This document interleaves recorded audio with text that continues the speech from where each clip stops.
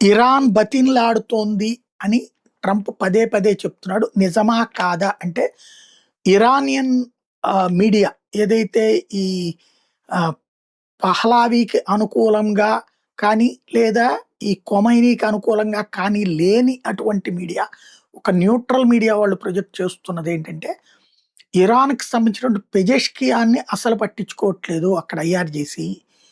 Main ముక్తజా Khomeini ఆహ్, స్పృహ తప్పి పడిపోయాక ఇప్పటికి కోమాలోనే ఉన్నాడు. అతని ప్లేస్‌లో ఇప్పుడు నెక్స్ట్ హుస్సేన్ ఖొమైనీ ఎవరైతే ఉన్నాడో అతను అమెరికా చర్చలు జరుపుతోంది. హుస్సేన్ ఖొమైనీకి ఐఆర్‌జేసీ 7 కమాండర్‌లలో అంటే 7 ప్రాంతాలకి ఖొమైనీ ఆనాడు నియమించిన 7లో నలుగురు అతనితో టచ్‌లో ఉన్నారు. వాళ్ళ సూచనల మేరకే ఈ ఇష్యూ నడుస్తోంది.